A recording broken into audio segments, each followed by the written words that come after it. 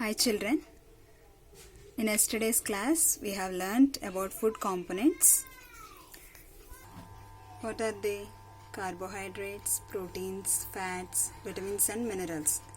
About them we discussed, and today's class we will learn about roughages or dietary fibers. Roughages or dietary fibers.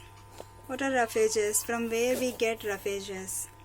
Some of the food components that are necessary for our body are called roughages or dietary fibers, which are very essential to our body. We obtain more roughages or dietary fibers from plant foods. Our body fails to digest roughage food because roughages are a kind of carbohydrates. Our body is not decided to digest roughages directly, but we have to consume them through carbohydrates. Okay? How do roughages help us? Roughages or dietary fibers help us in functioning our bowel movements properly, and it prevents constipation. Sometimes you children you are unable to go for free motion, so that causes lack of roughage in your body.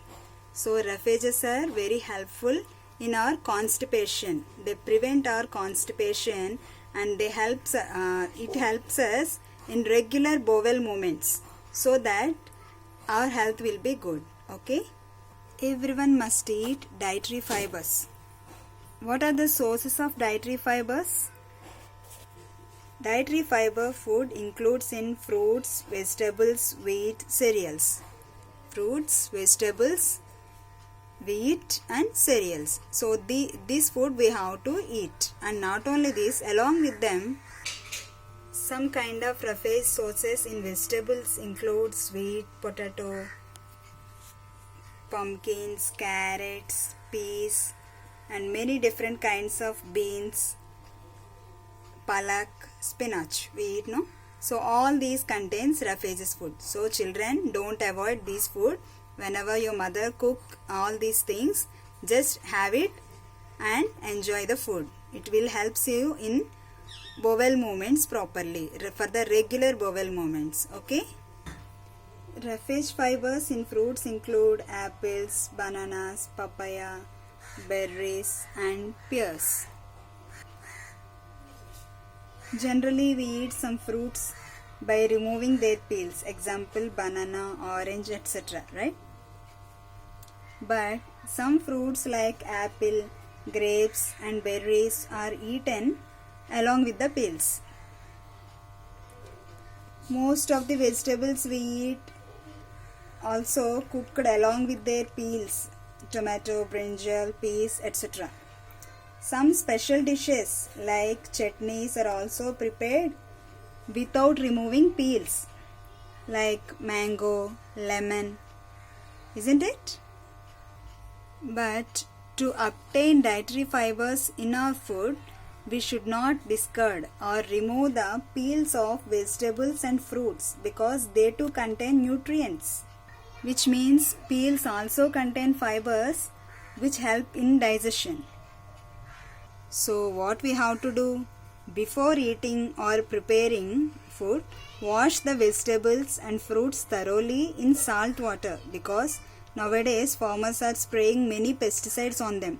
In earlier days, people they used to do farming without spraying any pesticides, but nowadays many pesticides they are using, and that's why actually the crop was 6 months to grow or 1 year to grow, but within 3 months we are getting a crop very easily, and within a time we are getting the crop due to pesticides and fertilizers. So better before eating any fruit or vegetable, we have to wash it thoroughly with water and also with salt water. As it is corona season, what we have to do? We have to wash the vegetables in vinegar water. Whenever we are getting from outside, immediately we have to let them in vinegar water or salt water. Then only we have to clean them and we have to utilize them for cooking or for eating. Another important food component to our body is water. What is that? Water. Is water really helpful to us? Try, children. Without drinking water, stay for 1 hour, 2 hours, 3 hours, 4 hours. No, we can't stay without drinking water. It is essential, very essential to our regular works. Yes, water is an essential component required by our body. Every day we humans must consume certain amount of water to survive. Without water we cannot live. Even animals also cannot live. Do you know? About 72% of our body consists of water only. How does water help our body? Water keeps our body hydrated. That's why whenever we are not drinking water, we feel dehydration, right? In summer, mostly in summer season, we feel dehydration. So water keeps our body cool and hydrated. It balances our body temperature. What are the main functions of water? Water supplies a vital nutrient to the life of every cell in our body, and it regulates our internal body temperature through sweating and respiration. We get sweating and our body always it used to do respiration. So in that also water plays a key role, and it forms saliva. See, always our tongue is wet. So it is creating saliva by drinking water. As we are drinking water, it is forming saliva. And not only that, water helps in flushing waste from our body through urine. And it lubricates joints. It acts as shock absorber for brain, spinal cord and fetus.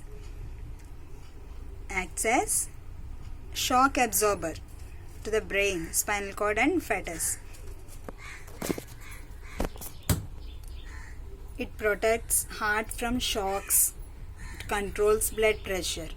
What are other functions? Water protects heart from shocks and water controls blood pressure. From where we get water? Not only from rivers, ponds, rain, sea, all these, but most of the fruits and vegetables also contain water. Fruits like watermelon and strawberries contain 92% of water. What is the percentage of water in watermelon and strawberries? 92%. And vegetables like cucumber have 95% of water. Radish also have 95% of water. Tomatoes have 94% of water. Green cabbage have 93% of water. Come again. Cucumbers have 95% of water. Radish has 95% of water. Tomatoes have 94% of water. And green cabbage has 93% of water. So from this we can understand the value or importance of water. And not only by drinking water, the fruits and vegetables which are consisting more water, that also we should have in our regular diet. Okay children, will you drink more water? Do you know what is the limit of drinking water per day? At least 8 glasses of water per day we have to drink. Okay, it depends on your body weight and on your age also. But however, you have to drink 8 glasses of water per day.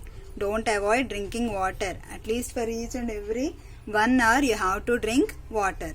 As you are staying at home, maybe you may forget it. But don't forget, drink water sufficiently. Okay children? What is this children?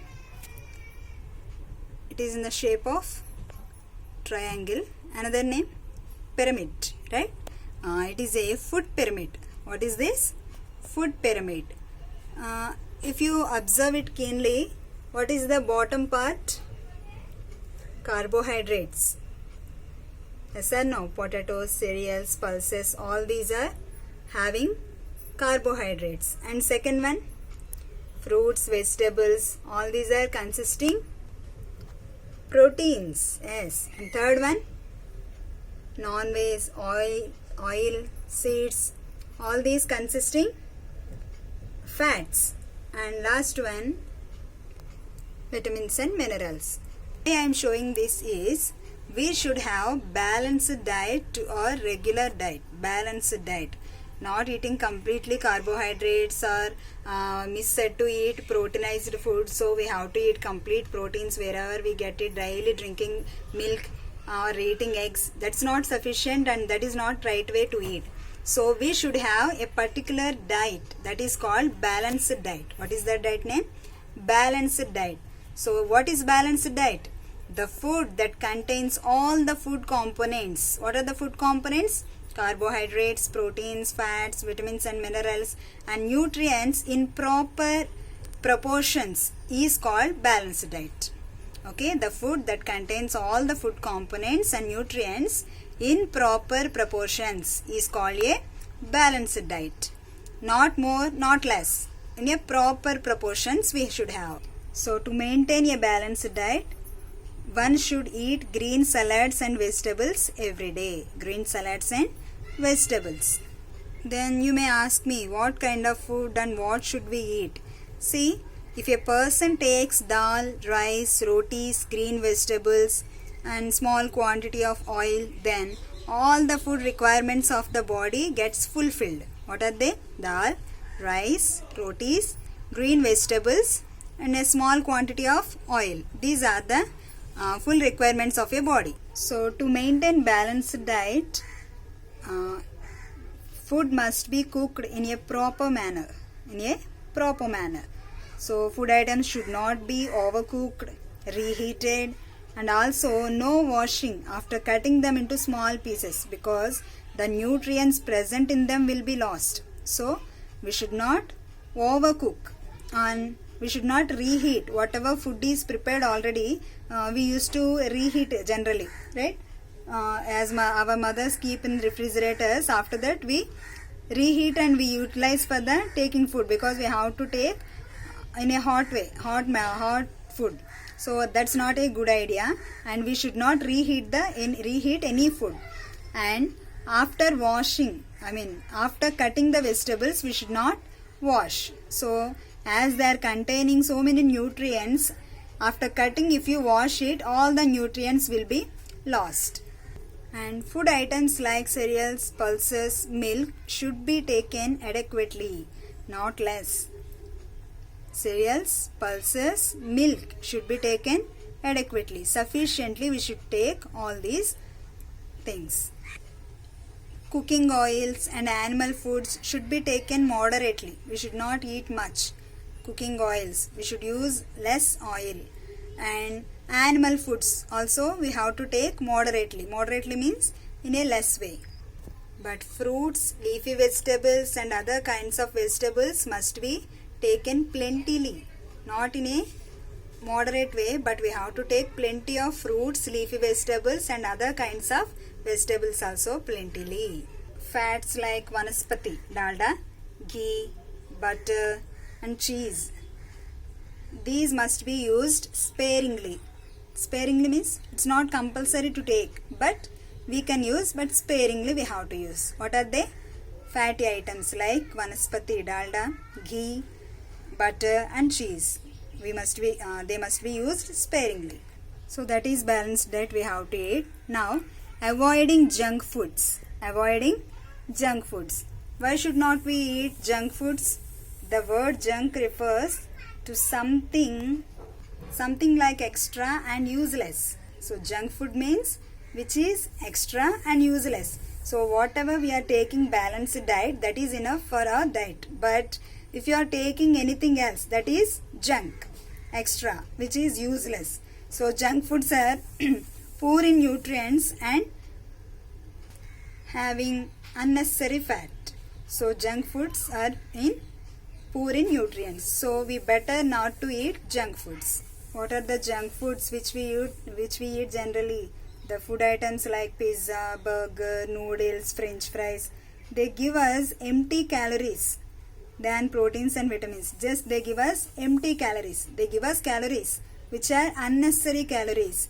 They rise up our body weight without giving any useful energy. So these calories are unnecessary to our body. That's why you may identify that the people who are eating more junk food, they have unnecessary fat in their bodies. It doesn't mean to raise your personality or to raise your body to eat junk food. Don't eat thin people, all these junk food to raise your personality. That's not a good idea, right?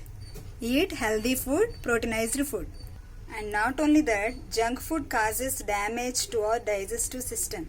It affects our digestive system. So it doesn't allow digestive system to function well in a proper way. So it damages our digestive system. So better not to eat junk food. Avoid junk food. So it's better to avoid eating of junk food. Will you avoid it, children? And as this is corona spreading days, we better not to eat outside food. Okay? So whatever you want, ask your mother to prepare like vegetable salads and vegetable soups, which are very good to your health. Okay, Nana? Good. Okay. Let us know the history of food and nutrition. Who first identified or who first came to know about this food and nutrition? So here you can see a scientist. His name, he was a French scientist named Lavoisier. He had done his research on nutrition during 18th century. He lived in between 1743 to 1793 years, and he done a good researches about food and nutrition in 18th century, and he found the importance of food components and its nutrients. He identified the importance of food components and its nutrients. And another scientist in the year 1752, his name is James Lind. He discovered that the disease scurvy can be cured by eating fresh fruits and vegetables. Fresh fruits and vegetables as we are used to eat. So if you eat fresh vegetables and fruits, you can cure the disease scurvy.